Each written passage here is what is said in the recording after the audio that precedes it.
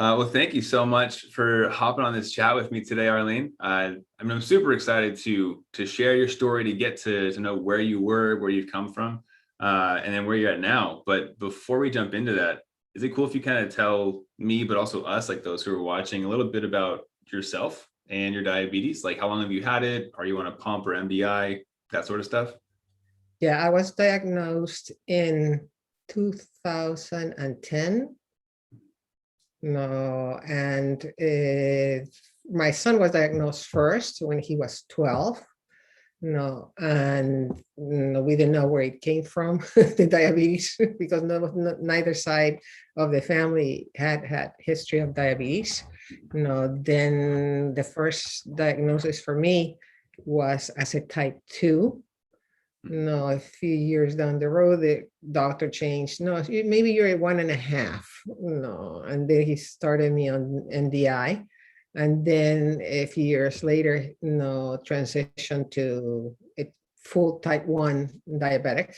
And I started first with just continued with the pens, moved eventually, let me think, 4 years. In 2017, I started using Omnipod. And the doctor felt that it didn't really get me to have good control. But I was at the beginning, I was afraid to go into a pump that was going to be giving me insulin without me having control of when the insulin would come into my body. But at the same time, I was like, my A1C was 9.1. And it wasn't coming down. And eventually, I started surfing the internet, and then I found your videos on YouTube, and that's when I thought, maybe this is an avenue, for me to consider. And I'm grateful that I found, was a Sunday, I think, when I was looking, for information on the net, or YouTube. To find out more about Tandem and making the change. I think, I truly believe it has been a blessing. Because I've come down since I started at the beginning of this year down to 7. So, and since that appointment, the last appointment was in, let me think, February. So I won't see the doctor until June. And since my numbers have been much better, I mean, I'm hoping that it's under 7. And because I pretty much stay, like I had said to you on the email, with the lowest of 80s, in the 80s, 86 or something like that, and staying with higher numbers for my timing range. So I'm pleased with that. My lows are very seldom. And I'm not afraid anymore to, if I'm on the high side, to give myself boluses, and also to make adjustments. I'm more confident to do that. Just following what you have taught us in the program. So and I told my doctor last visit, I said, I feel more confident to make minor adjustments. I said, if I have big questions, I'll contact you. And I know you're there. He's a family friend. I can ask him without any problem. And he's been happy with me that I've improved. I'm just on a diagonal with 102 with 0.07 in my system, so I'm okay. Good, glad to hear it. It should normalize soon. But for sleeping, I can sleep straight through the night, without problem. And even though I lower the volume of the beeps, because it could be in the middle of the night, you were low 7 hours ago. I want to be reminded in the middle of the night that I was low 7 hours ago. Right. and so I can sleep well. I've been able to get back to exercise, whether it's walking or, I do YouTube videos, on kickboxing, bar, exercises, and regular aerobics, so I'm comfortable, doing my exercise. I go from half an hour to 45 minutes. I haven't done an hour workout. And I also mix, aerobics and weight, training, not heavy weights, although we have the equipment downstairs, but my husband uses that more than I do. I don't want to, get too, I'm not going to develop big muscles at my age, but still, I don't want to make it too much of an adjustment, given that I have to fit in the wedding dress, the dress for the wedding, not the wedding dress. So Right. And so, I mean, you've kind of laid out the incredible journey that you've been on: increased time and range, lower A1C, better confidence, less lows, better sleep. Like, holy cow. First of all, Arlene, that's amazing. So great job to you, because obviously you put in the work to get those results. And I know that you mentioned before the program, you were at like a 9.1, something like that. If you're right, able I was, varying between 9.1, 9.2, 8, mostly in the 8s. Okay. I've never gone above 9.2. Okay, gotcha. So So the like main somewhere in numbers the were eights. in the 8s, Mhm. never in the 7s. I had never seen a 7 A1C until recently. Gotcha. I'm hoping to be able to be in the 6s. Keep Yeah, having it down. going Yeah. down. Yeah, I love that. And with it being, in the eights, let's just say before the program, was that the main struggle, or was there something else that was frustrating for you within diabetes management before you worked with us, like meals or exercise? Like, what was something that stuck out as frustrating for you? The frustrating was that I would get nervous, that I couldn't control, because I'm more like a type A personality, that I want to have control of the different things I'm doing and be organized and all that. And that's something that I couldn't control, and it would frustrate me. And I think going through the program helped me learn new things that I didn't know before, or the doctor had never shared in the little time that we have at each appointment when we go for a checkup. Right. That, and I didn't know any other diabetics but my son. So I couldn't share or ask questions, and it was frustrating at times. Right. Yeah, you can't bounce ideas or try and figure out what somebody else is trying. So yeah, I totally Yeah. get that. Right. Okay. And during that time, when you didn't know anybody else, the doctor's kind of helpful, but you're still kind of stuck in the eights.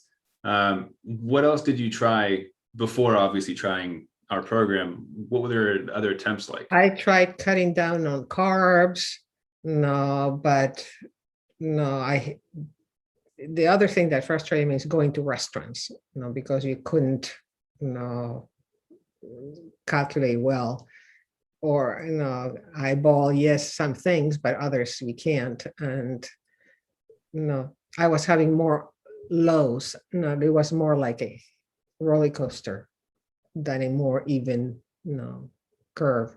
Mm, So, it just has brought more peace of mind, and a little bit more relaxed, and not to have to fret every time you do something, or, go low constantly.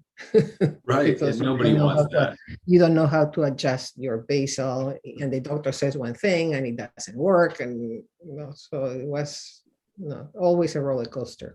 Mm, gotcha. But And I'm curious too, just from your perspective, Arlene, I mean, what made you take the chance on working with us? Obviously, we didn't know each other before that.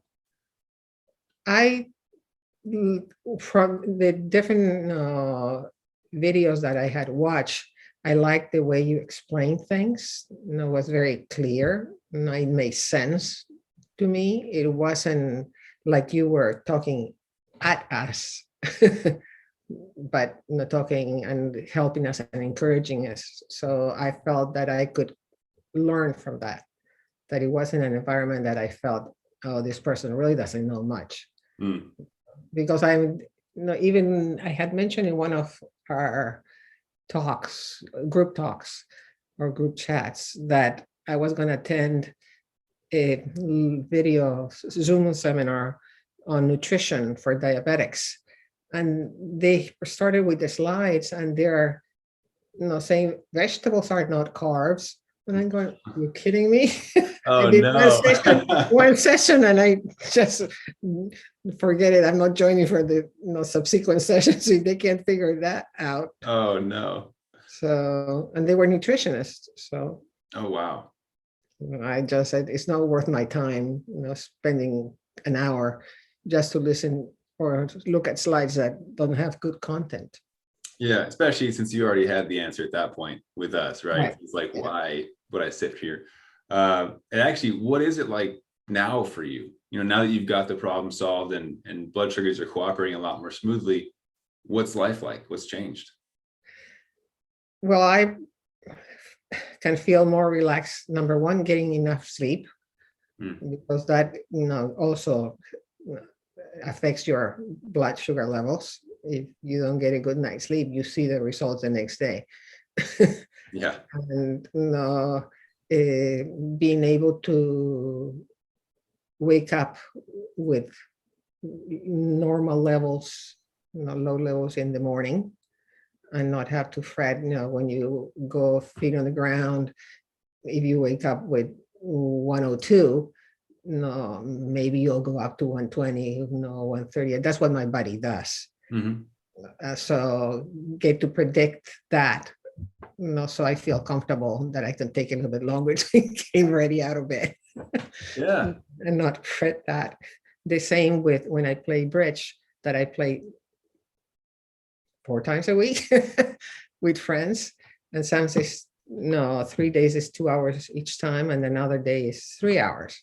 Oh wow. And I can play without worrying what's happening if I've eaten lunch, or if I'm eating lunch where I'm playing.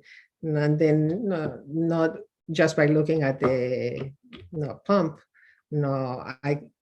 as I'm going, let's say the day that I'm playing 3 hours, I can give myself a little more insulin, because since I'm sitting and not moving, I might need a little bit more to keep myself within range.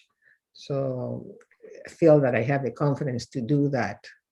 Or if the system tells me, give yourself 1.3 units, and where I see the number, and I know already that I should not give myself the whole recommended dosage, because if I do, my body reacts and I'm going to go way too down. Mm-hmm. So being able to gauge that and know when to accept the recommendation and when to adjust it, because you learn your body, what your body does. Absolutely. And also being able to make the adjustments, having enough days in between, and not back-to-back adjustments that you're not going to see good results. Mm-hmm. Yeah, for sure. So it sounds like you use the formula that we taught for the exercise, for bridge, for really adapting with that exercise and keeping blood sugars relatively stable. What would you say is like the most useful part of the program for you specifically? Like what stood out as your favorite part? For me, learning to at the beginning do the basal and bolus tests, because that sets the beginning and the gauge for the future, and being able to do it once again if I need to adjust it months down the line or weeks down the line, to do other adjustments that I might need. And just all the different tips that you give, on nutrition, on counting carbs, on proteins, how to count those that I never knew, and my doctor never said anything like that. Those will sneak up on you, right? Like for the oils and fats Mhm. and all that, and looking into the micronutrients. I mean, the complete program is so well designed that I think anybody who is interested in changing their lives would use it for their benefit. No, there's nothing else that can set them aside if they're interested in changing their life. Well, That's that's the so way I see nice. it. Yeah, no, thank you for your kind words on that, Arlene. And actually, just kind of on that topic, what advice would you give to another diabetic who's maybe on the fence, or someone who's in your shoes before you join the program? Maybe their A1C is high, they don't know how to control blood sugars. What would you tell them?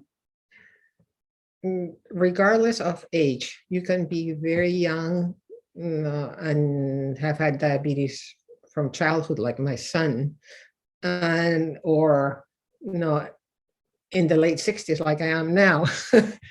Doesn't matter how old you are. You need to take this seriously, being a diabetic, and try to learn as much as you can so you can make intelligent decisions for your own benefit, because you only have one body, one life.